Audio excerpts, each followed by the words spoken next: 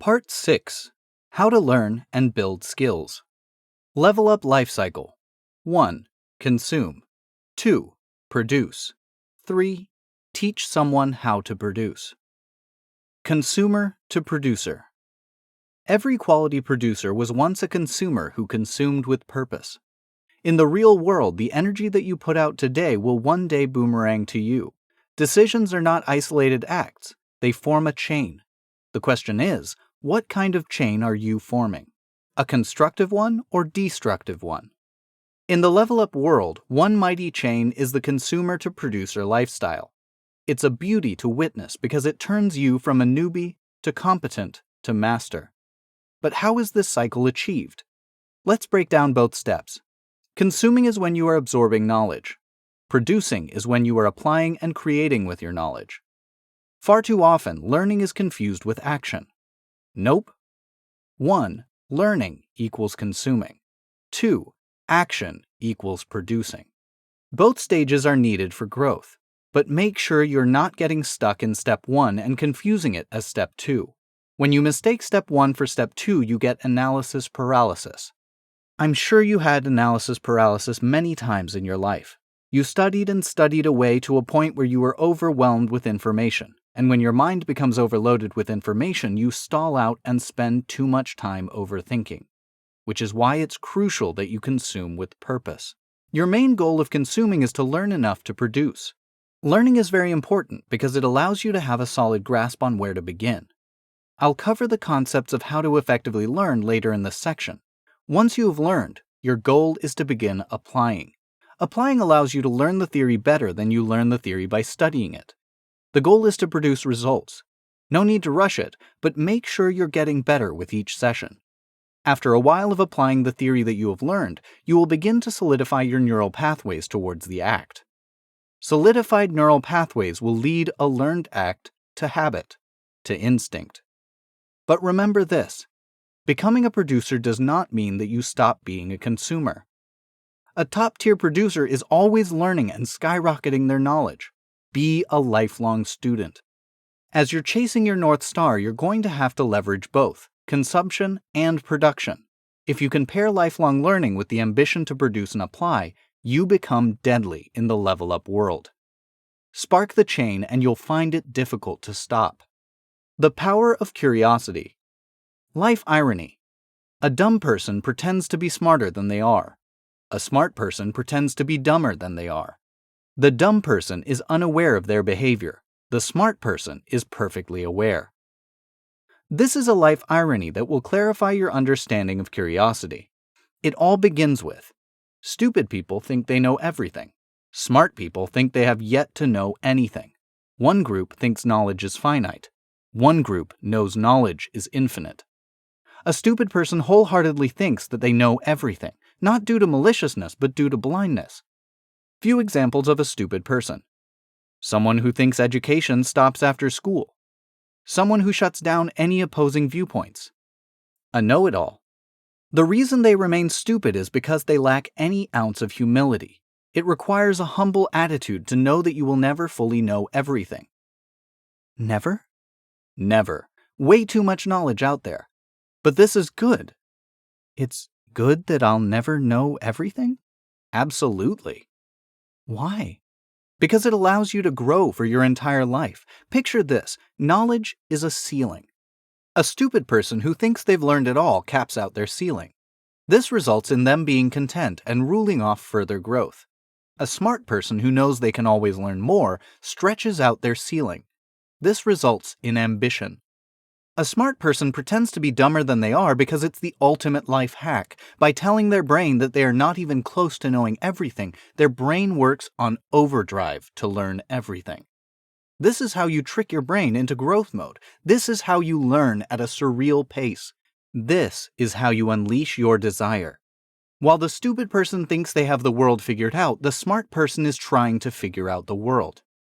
There's nothing more deadly than a human brain paired with humility. It allows you to seek answers while others sit on their ass. And the more questions you successfully answer, the clearer your mind becomes. You are in the process of unlocking your third eye. Now let me ask you, do you know everything? Not even close. So what will you do? I'll seek the answers.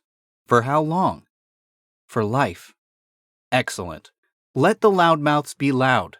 Their journey is already over. Yours is just beginning. The difference between knowledge and wisdom. Lessons learned the hard way are lessons learned for life. Mixing a lesson with a dark emotion makes it stickier. View it as short-term pain for a long-term reward.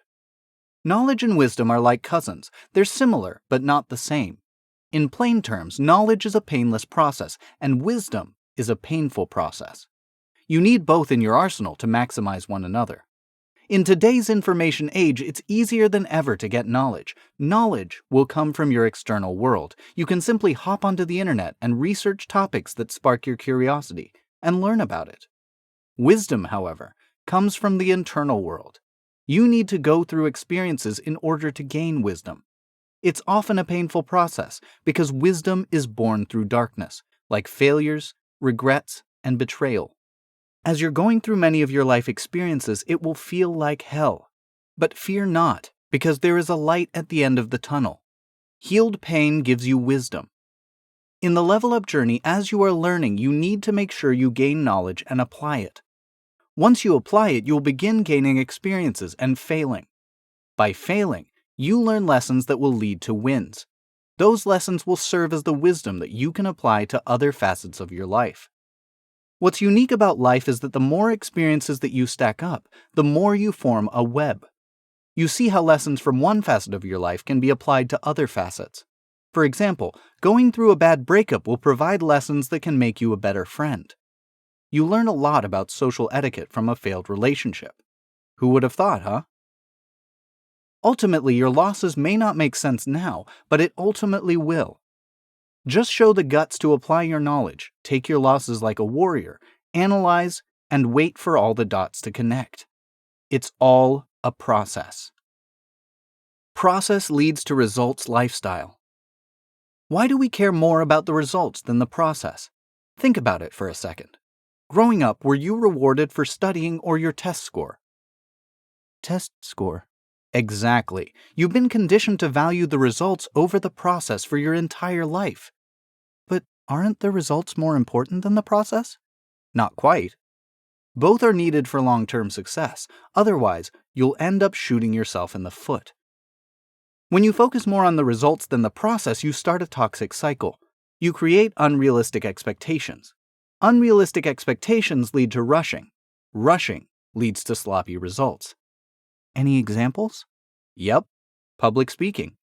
During my time at Toastmasters, many of my mentees wanted to become the perfect speaker overnight.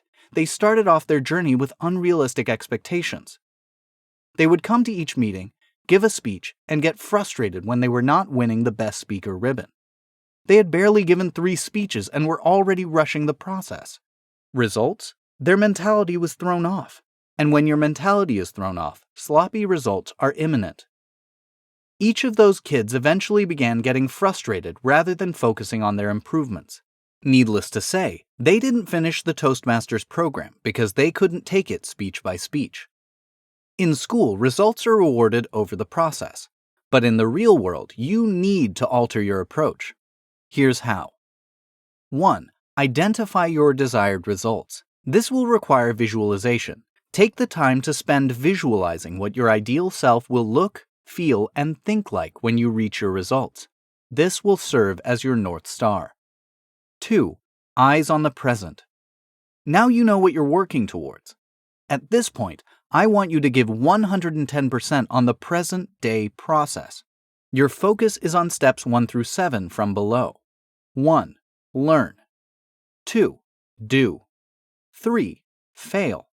4. Gather data. 5. Fix weak spots and amplify strengths. 6. Practice. 7. Keep going through 4 through 6 until learned. 3. Mentality shift. The mentality you had before was, I have so much left to go. Too self-defeating. But now your mentality will be, wow, look how far I've come. Empowering as fuck. Making the mentality shift is difficult. For me to make the shift, I practice these daily. Gratitude, journal my progress. These two tactics helped me rewire my mentality. If you can consistently apply these tips, then your mind will alter. You'll realize that if you remain present and go all in on the process, then the results will come. Guaranteed. Once the results come and you are getting better, time to take it up another notch. Which is? Numbers 8 through 10 from the list. 8. Create systems. 9. Teach others. 10. Mastered. Once you can teach others, you will learn much more in the process. Plus, you'll help someone else focus on the process over the results because you were able to change your mindset for yourself. Learning leads to empowerment, and teaching leads to fulfillment. Do both in your journey and skyrocket your growth in the process. How to Learn Part 1. The Core. Before learning something new, watch at least 5 videos or read 5 articles about the subject. You'll notice a pattern with a few concepts repeatedly being discussed. These are the core concepts of the subject. Focus on the core and build up from there. Can you explain why you do this hack? Why not just dive right into the content? Great question. Let me give you a little insight into why I do this strategy. First, let's begin with what the core concepts are. The core concepts are the fundamentals. All other concepts stem from the core. Let me ask you a question. Did you learn long division first or basic division? Basic. Why? Because I needed to know the fundamentals before leveling up. Exactly. Nowadays, most people do the opposite. They go straight for the overarching stuff. But that only confuses you. You begin to think everything is important. Result? Analysis paralysis, study edition. So what should you do? Get a few independent resources and analyze what each of them are focusing on. I like to do 5 different YouTube videos or articles about the subject. If the independent sources are all bringing up similar points, then those points are the core of a subject. Learn everything about the core and your entire learning process will become 1,000 times easier. Want to know something funny? When you know the subject very well, you're going to realize the core was the most important part all along. You'll solidify the importance of the core when you're teaching another student. Now pick a topic that relates to your North Star and follow the 5 independent resources strategy. Scope through the fluff and find out what's important. Time is scarce, so we don't want to waste it in Level Up World. Study hack. Try this. Whenever you're studying, pretend like you have to teach someone the content right after. This mentality shift is huge. You'll scope through the fluff, and you'll start paying attention only to the important points. Level up your learning. How to Learn Part 2. Getting your emotions involved. The biggest cheat code to learning something is by making it fun. Major psychological hack. Making something fun sparks your internal desire. The internal desire is crucial to connect your brain and heart. That level of synergy will have you learning like a superstar. The majority only learns with their head, and who can blame them? That's how we were taught in school. We were given tons of material to learn just so we could pass a test.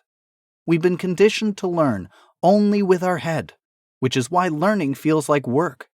It feels like work because we are being told to consume material that we do not give a shit about, which leads to people procrastinating, cramming, and just half-assing the process. Many will be able to pass the exams with the 50-50 effort, sure, but is any of the material retained? Nope. The reason it's not retained is because you're missing a key component of learning: desire. And how do I get that? Emotion. You cannot only learn with your brain, you need your heart as well. How? Good question. You can get your heart involved in many ways. I traditionally do 2 things. 1. Future projection. 2. Game. These are my strategies, but you can experiment with your own. Heck, you may already be doing these without even knowing it. 1. Future projection. I envision my future self being a pro in whatever I'm trying to learn.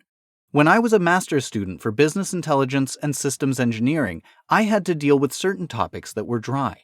When I was met with something dry, I envision it in my future. Example? Learning PowerShell. Scripting is cool and all, but not fun for me. So how do I make it fun? I picture myself as a future CEO who knows scripting inside and out. Knowing how to script has me automating like a star and blowing the other CEOs out of the water. By envisioning how automating with PowerShell scripts gives me a competitive advantage, I'm able to spark my desire towards the subject. Point is, you need to get creative. Keep searching for new angles that you can apply to your subject and make it relate to you. This sparks the desire within. 2. Game. I turned learning into a game. When I was learning public speaking, I had massive speech anxiety. Getting on stage was very difficult for me. So what did I do? I turned it into a game. This requires creativity to brainstorm different game tactics. My idea of turning it into a game was by breaking it into levels. Each speech would help me reach a new level. Competing in speech competitions was like fighting a boss in a video game. Recruiting members for Toastmasters and helping them overcome their fear were cheat codes, etc. Both these strategies make you forget that you're learning. Rather, you're simply doing something because it's fun. And who doesn't want to have fun? Exactly. You level up your learning by bringing out your inner child. That's the hidden key. Once you have your brain absorbing the content and your heart fueling the engine, you become unstoppable. You're going to be learning. You're going to be applying. You're going to be retaining. Congratulations. Welcome to the top 3%. Build skills to shatter negative self-talk. Why do I have so much negative self-talk? Because you sit idle too much, thinking. Our brains are naturally predisposed to focus on the negatives for survival reasons. But you can change that by getting out of your head and working towards something. Action is king. Action will also lead you to changing your thoughts. You ever heard the term practice until you can do it? Yeah. That's wrong. It's actually practice until you become it.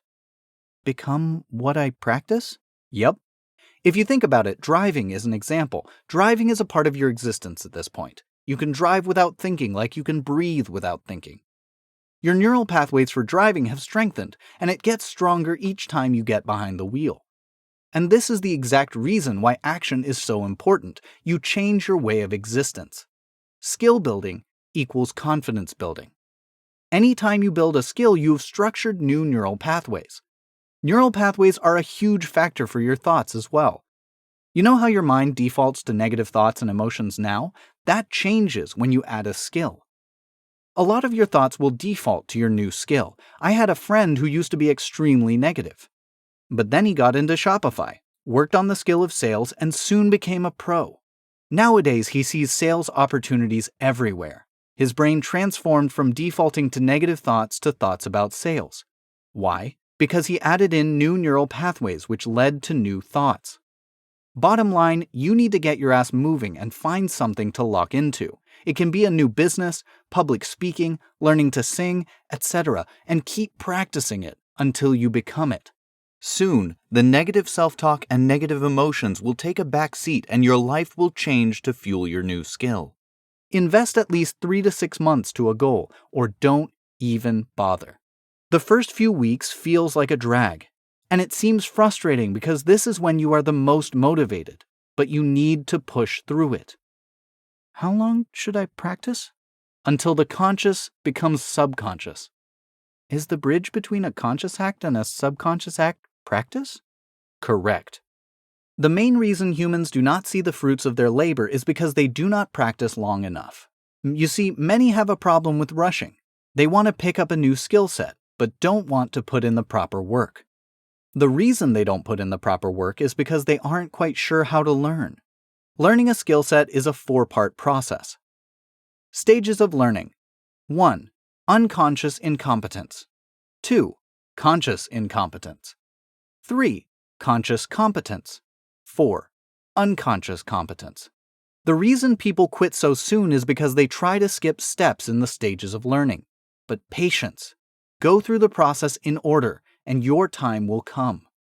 Let's go through the 4 levels of practice to make a thinking act an autopilot one. Level 1. Unconscious incompetence. At this stage, you are completely unaware. You're messing up non-stop, but you don't even know where. You can't tell the difference between doing it correctly and incorrectly. Level 2. Conscious incompetence. You continue to practice and now you're starting to see some patterns. You're still messing up a lot, but at least you can spot where. You're now aware of the task at hand. Level 3. Conscious competence. After identifying the patterns and fixing it, you continue to practice some more. At this stage, you can do the task. However, there is a catch. You have to think a lot. You start wondering if this is how the entire process is going to be. You begin wondering if you are always going to have to think so much when executing. But don't give up yet. There's still one more level. Level 4. Unconscious competence. After showing grit and perseverance, you have finally reached level 4. You are now able to do the task on autopilot. You have solidified neural pathways for the task, and it is now a part of your existence. By going through the entire stages of learning, you can turn a learned act into an instinct. In your level-up journey, you need to learn skills to reach your North Star, so effective practicing is a must. Now you know how to practice like a champ. Find the skill set that you want to master and take care of business. Any goal will be extremely difficult before it is extremely easy.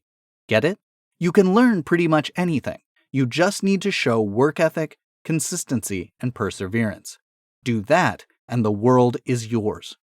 Cheat code to productivity. Trick your mind. Currently, you're looking for more ways to be productive. Flip it. Look for fewer ways to be distracted. Eliminate distractions so productivity is your only option. My recommendation is having a spot solely dedicated to getting work done. Leverage obsession to learn skills. People hate on obsession, but obsession gets the job done faster. 2 months of godlike focus beats 2 years of dipping your toes in it. Have obsession. Just know what to channel it on. If obsession is so beneficial, why does it get a bad rep? It gets a bad rep because it's misconstrued. The general public views obsessed people as zombies who take things too far, and granted, there are many obsessed people like that. But there are many people who are not zombies. They're top performers. Let me explain the difference between the two groups and help you learn how to leverage obsession to learn at unprecedented levels. Group 1. Zombies. They are used by obsession. They are so possessed that they let other parts of their life go to hell. Many are top performers, sure, but are they happy? No. All they do is obsessively work all day. Do they ever realize that they're zombies? Some do. Their loved ones snap them out of zombie mode by getting them to live a life. Or they have an epiphany on their own. But the rest? They realize the error in their ways on their deathbed. Group 2. High performers. They use obsession. They know that obsession is focus's older brother, so they know how to strategically be obsessed in their craft without letting their life become a wreck. When this group works, they work. They scoff at multitasking. They put pressure on themselves. You work best when your back is against the wall. They have routines, mighty discipline, and healthy habits to maximize their output. But most importantly, they're consistent. Dang, and they still have time to handle other parts of their life? Yes, because when this group rests, they rest. They can rest knowing that they gave it their all during their work sessions. They rest by hanging with loved ones, watching a show, unwinding, etc. But isn't taking rest sessions soft? Not at all. You need to be able to take rest sessions to keep your engine running smoothly. While Group 1 burns out and questions why they feel miserable, Group 2 plays for the long run and feels emotionally stable. You need to be emotionally stable if you want to play for the long run. When the mind and emotions work in harmony, you build laser-like focus and passion. That's why Group 2 feels like they aren't even working. They're just having fun. But don't mistake fun for weakness. Fun is what allows you to make massive progress. You need to enjoy what you do in order to leverage obsession. Mighty focus plus rest sessions equals leveraging obsession to your favor. No more looking like an extra from Walking Dead. Now go. Begin to take your time more seriously. Make improvements in 2 months that it takes someone else 2 years to do. Defy all odds. Become obsessed. How to properly execute discipline. Fit people were once fat. Masters were once beginners. Successful people were once failures. Mature people were once immature. Driven people were once lazy. You can make any change that you desire. The only thing standing in your way is discipline. I can make any change that I desire? Absolutely. You just need the discipline to make it happen. Is discipline really that important, though? Yes, it's life-changing, but understand one thing. Discipline is not simply an act. It's a mindset. A mindset? I thought discipline just meant following a routine. And what do you think following that routine does? It alters your mindset. An altered mindset equals an altered reality. Sad truth is that a lot of people pussyfoot when it comes to discipline. They do it some days, neglect it on other days, and soon abandon this life-changing principle. But that's because they're misguided. To optimize discipline, you need a why, a how, a what. Desire equals why. Long-term blueprint equals how. Daily routine equals what. The incorrect way to do it is to just jump into the what. Poor strategy.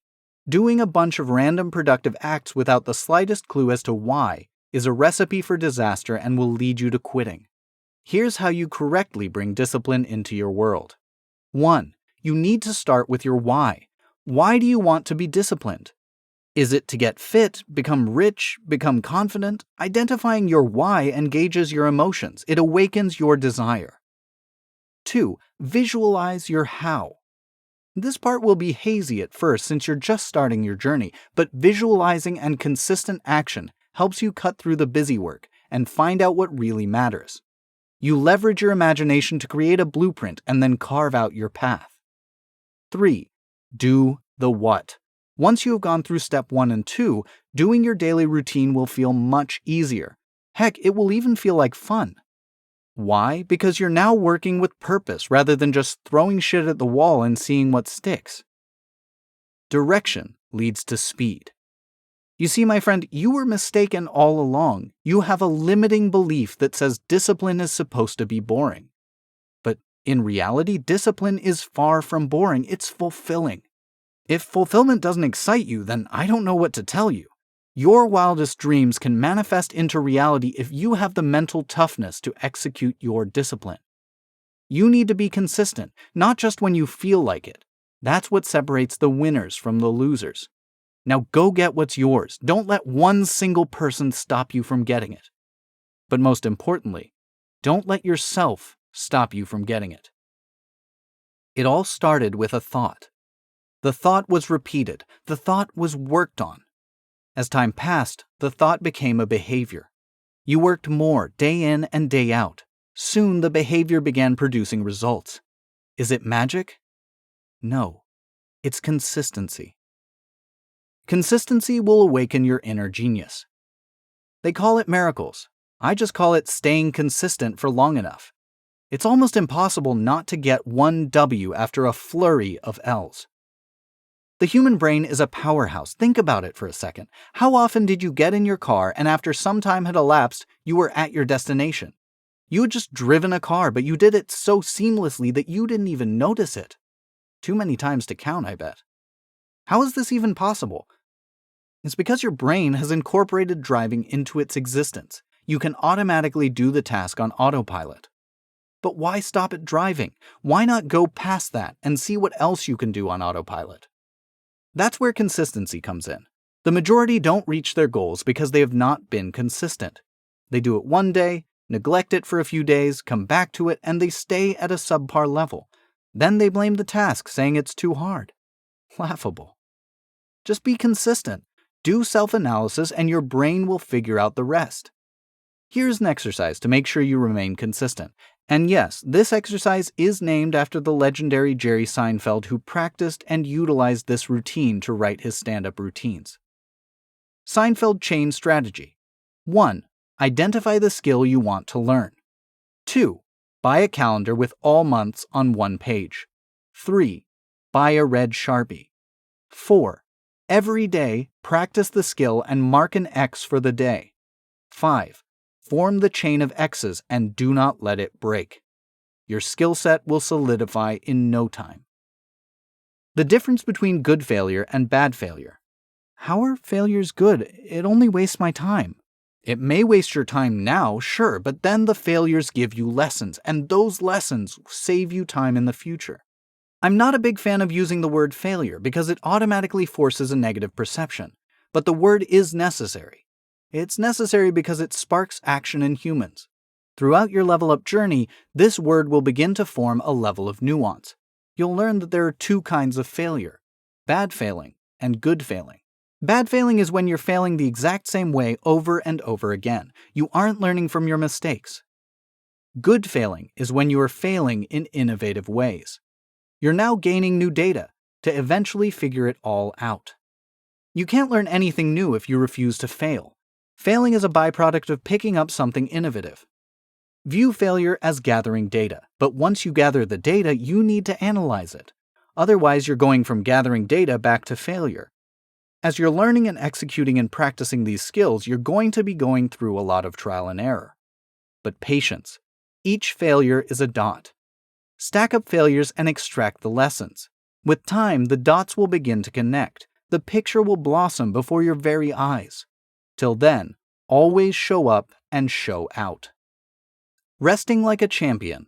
In order to play for the long run, you need to work and rest. Overworking is no badge of honor. Heck, it's detrimental to your level up journey. Have you ever had that moment where you're working nonstop for days, weeks, months, and as you're working and working, something very strange happens? You just shut down and go on a long lazy spree? That sounds very familiar. The reason for this phenomenon is because when you do not assign your body rest, it will assign it for you. Understand that energy is limited, not limitless. You are not a machine who can work nonstop. And as an engineer who has worked with systems for many years, even machines are not always running. They're assigned downtime to preserve the engine. If machines need rest, then so do you. My 2 rules of thumb regarding rest are very simple. 1, you earn your rest. 2, when you rest, you rest. Not rest, check your emails, rest, work, etc. By following this 2-step formula, you will be able to rest and be a more efficient worker. Honest truth, I'll say that rest is just as important as working in the level up journey. Make sure you do not neglect it and risk burnout. How to properly teach. Teaching is powerful because you learn more by teaching others than you learn on your own. When you have effectively learned a subject or skill, it's time to give back. It's time to find a student and teach them. You should be doing the least amount of work possible when teaching. Sit back, guide, and let them make their own mistakes. That's how the student learns to think for themselves. Hand-holding does nothing. So you're telling me less is more when it comes to teaching? Correct. Not sure if I'm following. I thought I should teach my mentees by telling them what to do. Completely wrong. When you're telling someone what to think, it leads to dependency. When you're teaching someone how to think, it leads to independency. It's difficult to tell the difference because in the school system, we're often told what to think, but you need to be very careful. Chances are you're a victim of this or causing someone to be a victim of this. From here on out, when you're teaching someone something that you know very well, let your student do the work. Sit on your ass and let them make their own mistakes. Ask strategic questions to guide them when they're stuck. That's it. And if someone is teaching you something, ensure they're not lecturing you the whole time. Take matter into your own hands and ask to do more work for yourself. When a human puts in work, their neural pathways begin to connect and solidify. That's how their brain digests concepts and begins using its own creativity to think for itself. In summary, do less. We already know that you're a pro. No need to show off how smart you are. Give your student the chance to prove how smart they can become. You'll feel extra proud when your mentee begins pulling off your lessons and adding their own twist to it. And now you've raised a student who can pass your wisdom off to the next student. Teaching 101. Bonus, you'll leave smarter than you entered. That's how the game was meant to be played. From the student to the creator to the teacher. This section hopefully taught you the art of learning so you can produce results and teach others how to produce results. In order to level up and skyrocket your growth, you need to be a learning and producing machine. At the end of the day, you'll not be remembered for the opinions you had. You'll be remembered for the results that you produced with your mind and heart. When you know how to learn and are learning something that you have a desire for, the self-education journey feels like a blast. You design your own life curriculum and find innovative ways to engineer your future. We are living in the golden era of learning. So much information out there that can fuel you to greatness. Make the most out of it, my friend. In order to conclude this chapter, I'll leave you with a cheat code to help you think bigger picture. Cheat code to leave a legacy. 1. Aim to become the best version of yourself. 2. Then aim to help people become the best version of themselves. Note: the more lives you impact, the stronger your legend grows.